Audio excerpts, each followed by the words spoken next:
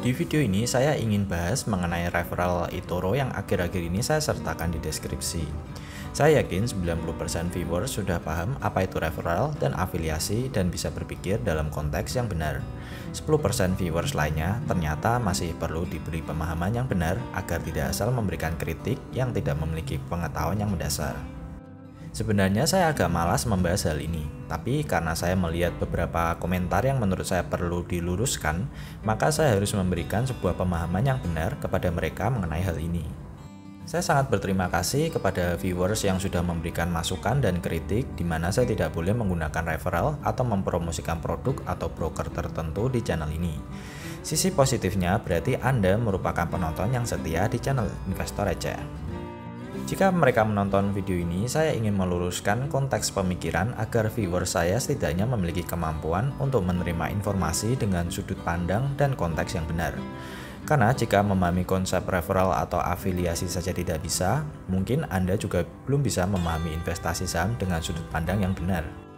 Saya tidak mau karena kurangnya pengetahuan, ada orang yang setelah melihat channel ini lalu mulai membeli saham dan jika ternyata sahamnya turun, kemudian mereka menyalahkan channel ini atau bahkan broker atau saham yang dibeli. Oke, kembali ke referral. Jadi referral atau afiliasi itu intinya adalah sebuah sistem untuk mempromosikan suatu produk atau jasa di internet, di mana seseorang misalnya konten kreator membantu mengenalkan produk atau jasa dari sebuah perusahaan, dan sebagai gantinya perusahaan tersebut memberikan hadiah atau reward, bisa dalam bentuk poin, komisi, cashback, bonus saham, dan sebagainya. Sedangkan bagi orang-orang yang membeli atau menggunakan suatu produk dan jasa dari link referral tersebut, tergantung dari promo dari perusahaan yang bersangkutan, juga akan mendapatkan bonus, biasanya berupa cashback dan lain sebagainya. Jadi sebenarnya tidak ada yang dirugikan dengan sistem referral. Justru kita semua, baik si konten kreator, si perusahaan, dan orang-orang yang menggunakan link referral tersebut, semua diuntungkan. Bahkan sekarang banyak orang-orang yang let's say ingin membeli sebuah produk, misalnya Paperlike, pelapis layar iPad agar teksturnya seperti kertas. Mereka malah akan mencari link referral dari para YouTuber agar bisa mendapatkan diskon saat membeli Paperlike melalui link referral tersebut. Saya tidak munafik, semua konten kreator pasti ingin mendapatkan atau membangun sesuatu dari YouTube. Entah itu dari AdSense, mengumpulkan email konsumen, mencari pendaftar seminar, menjual buku, dan lain sebagainya. Walaupun video saya tidak seberapa bobotnya, tapi untuk membuat sebuah video itu membutuhkan waktu, pikiran, dan tenaga. Tentunya bukan hanya uang. Saya bangun Investor Receh juga agar bisa menjadi sebuah media gratis buat teman-teman sesama investor yang ingin mengenal dunia saham. Apalagi teman-teman tidak dipungut biaya sama sekali untuk melihat konten Investor Receh. Di internet, kita semua saling bertukar manfaat. Teman-teman mendapatkan informasi dan edukasi secara gratis, dan para konten kreator mendapatkan manfaat lain. Bisa untuk membangun sebuah brand, mencari pendaftar workshop, AdSense, referral, hingga jualan e-book. Semua konten kreator pasti mencari penghasilan di internet. Ada yang jual seminar, ada yang jual software saham, ada yang bikin list building saat teman-teman mendownload e-booknya. Ada yang menggunakan traktir di mana teman-teman bisa memberikan apresiasi berupa sejumlah uang kepada YouTuber tersebut. Ada yang menjadi brand ambassador untuk sebuah produk hingga afiliasi Tokopedia. Banyak sekali. Pertanyaannya, apakah mereka salah? Tentu tidak, 100% sah.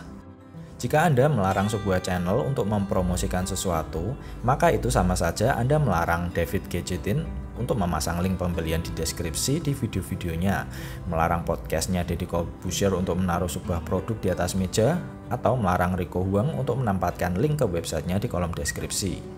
Bong Chandra juga menggunakan channel YouTube-nya untuk mempromosikan Salt Ventures dan bisnis-bisnisnya yang lain. Karena para konten kreator seperti saya tidak charge biaya sama sekali bagi teman-teman untuk mendapatkan segala informasi dari channel saya, maka wajarlah jika seorang konten kreator mencari jalan untuk terus menghidupkan channel mereka. Masa Investor Receh harus membuka YouTube Premium Membership bagi para viewers? Ini malah sangat tidak mungkin, malah nanti gantian 90% viewers saya yang akan protes. Saat ini saya memperkenalkan eToro karena sejauh ini saya puas dengan platformnya. Jika teman-teman tahu channel ini sejak lama, maka Anda tahu saya sudah pernah bahas saham-saham luar negeri dan broker luar lainnya seperti Drivewell sejak 3 tahun yang lalu. Karena saya memiliki beberapa akun di sekuritas luar negeri, maka saya tahu kira-kira sekuritas apa yang sesuai dengan teman-teman yang masih awam di sini. Silahkan saja daftar di broker-broker lain seperti Drivewell, Interactive Brokers, hingga Swap. Tapi jika Anda tidak bisa bahasa Inggris sama sekali, ini bisa jadi kesulitan tersendiri karena pendaftarannya cukup rumit. eToro juga menyediakan cara deposit yang mudah dan biaya yang paling murah daripada yang lain. Kelebihan-kelebihan dan kemudahan-kemudahan yang dimiliki eToro inilah yang membuat saya menggunakan eToro dan kemudian membagi informasi ini kepada teman-teman melalui Investor Receh. Teman-teman juga harus tahu bahwa suatu saat jika ada broker yang lebih baik dari eToro, maka saya akan mengulas broker itu juga. Saya tidak terpaku pada satu brand saja. Prinsip saya selama ada yang terbaik, ya saya share kepada teman-teman. Saya juga tidak akan mempromosikan apapun yang berbau trading dan sudah keluar dari prinsip investasi. Maka dari itu, saya sangat excited ketika tahu eToro sudah bisa memfasilitasi investasi saham tanpa kena leverage. Bukan karena ada referral lalu saya jadi bersemangat mempromosikan eToro. Referral saya gunakan untuk berbagi manfaat. Kalau ada bonus buat saya dan teman-teman, kenapa tidak digunakan? Saya juga sangat berterima kasih kepada teman-teman yang sudah menggunakan referral saya. Saya anggap itu sebagai bentuk rasa terima kasih kalian terhadap semua informasi yang saya bagikan di channel ini. Akan sangat aneh jika saya mengulas saham-saham luar negeri tapi tidak memberikan info di broker mana yang memfasilitasi hal tersebut. Jadi teman-teman harus paham bahwa tujuan saya yang utama adalah membukakan gerbang bagi siapa saja yang ingin berinvestasi pada saham-saham di US seperti Apple, Google, hingga Facebook. Ini juga saya mau bahas sedikit, mumpung topiknya bisa relate. Akhir-akhir ini banyak YouTuber-YouTuber lawas yang mulai merencanakan untuk keluar dari YouTube. Alasannya karena mereka kalah dengan channel-channel artis dan vlogger-vlogger yang gak jelas kontennya. Algoritma YouTube lebih memihak artis-artis karena penonton lebih menyukai video mereka. Yang saya tangkap adalah jika jumlah viewers sedikit, maka AdSense juga akan berkurang. Dulu mayoritas dari mereka adalah konten kreator yang mengklaim bahwa mereka berkarya bukan demi uang, tapi karena passion. Agak aneh karena begitu jumlah viewers sedikit, kenapa harus protes? Kalau memang suka berkarya, ya berkarya aja kan? Gak perlu menghitung jumlah viewers. Akhirnya, passion adalah passion, tapi perut dan tim kreatif tetap harus makan kan? Pihak YouTube sendiri juga bingung harus bagaimana. Semakin besar perusahaan, semakin banyak karyawan yang harus digaji. Jika mereka terus idealis, terus dari mana perusahaan bisa berkembang dan menghidupi karyawannya? Apalagi kita semua tidak dipungut biaya sama sekali untuk menonton YouTube. Hanya iklan, itu saja di skip. Makanya seharusnya kita tidak bisa serta-merta menyalahkan YouTube jika sekarang lebih komersial daripada dulu. Ingat, kita menikmati YouTube secara gratis, maka biarlah YouTube yang mencari pendanaan dari luar. Seandainya perut tidak perlu diisi nasi dan listrik tidak ada yang menagih, saya yakin YouTube masih akan tetap seperti dulu. Kembali lagi, saya tidak menyalahkan YouTuber-YouTuber itu. Saya justru memihak mereka karena saya tahu rasanya dan sulitnya membuat sebuah konten yang berkualitas. Tapi saya juga tidak boleh munafik, saya juga butuh sebuah reward dan hasil dari jerih payah saya. Ini sebuah sistem kehidupan yang memang sejak dulu jauh dari kata adil. Uang pasti berkuasa.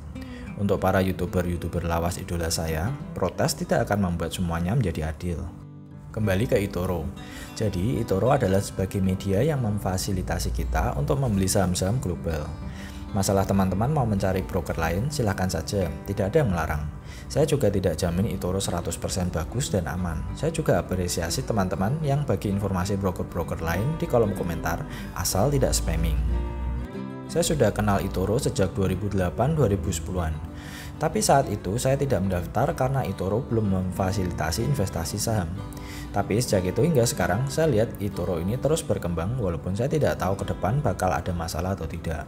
Maka dari itu saya selalu ingatkan kepada teman-teman untuk tidak menempatkan dana terlalu besar ke satu broker saja.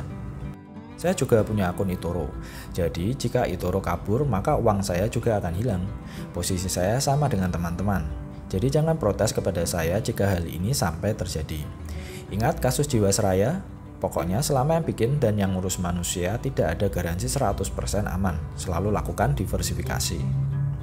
Jika misalnya broker-broker lokal memiliki program afiliasi, ya pasti akan saya gunakan. Yang sudah ada contohnya aplikasi ajaib yang memiliki kode referral. Bibit juga pernah saya ulas di mana jika teman-teman mendaftar melalui link saya akan mendapatkan cashback 25.000. Kolom komentar video Bibit saya itu langsung diserbu pasukan pemburu cashback semua. Saya juga menggunakan referral dari Fiverr, di mana jika teman-teman membeli jasa di Fiverr, maka Anda dapat diskon 20%. Apa saja produk atau jasa yang menurut saya berguna dan tidak merugikan teman-teman, pasti akan saya share. Manusia itu punya sifat alamiah, diantaranya berbagi. Seperti saat teman-teman memiliki informasi yang menarik, teman-teman pasti ingin share ke sosmed kan? Saya juga sama, kalau ada informasi menarik di dunia persahaman, saya juga ingin share kepada teman-teman. Jadi sebenarnya saya agak bingung kenapa Anda terlalu skeptis pada hal yang justru menguntungkan Anda. Apa masalahnya dengan referral atau afiliasi? Satu hal yang teman-teman harus tahu adalah referral bisa menjadi salah jika Anda mereferalkan sebuah produk atau jasa yang bersifat merugikan atau misleading. Referral benar atau salah itu tergantung dari produk dan jasa apa yang dipromosikan. Di internet tidak semua baik untuk uang Anda. Hal-hal yang menurut saya salah adalah ketika channel Anda untuk charity tapi Anda jualan produk, channel religius yang menghina-hina agama lain tapi pasang AdSense, hingga referral-referral yang menggiring viewers ke situs perjudian. Sebagian viewers juga protes kenapa saya mengulas saham luar negeri terus. Sebagian ada yang ingin saya mengulas saham US. Saya tidak bisa menyenangkan semua orang, maka dari itu saya akan berusaha agar konten-konten yang bahas saham-saham lokal setidaknya lebih banyak daripada pembahasan saham-saham US. Buat yang bilang saya tidak mau memajukan bursa sendiri, Anda harus tahu bahwa dana pemerintah tidak hanya di dalam negeri. Pemerintah kita juga berinvestasi keluar. Kenapa Anda membatasi diri untuk menerima pengetahuan yang baru? Ketidaktahuan atau ignorance itu sangat mahal harganya. Oke ya, semoga viewers yang sering memberi masukan dan kritik bisa mengerti setelah melihat video ini. Saya juga tidak akan balas komen-komen yang ditulis oleh orang-orang ignorant yang tidak memiliki dasar atau pengetahuan yang cukup. Ingat, kita bisa menilai seseorang dari caranya memberikan komentar di sosial media.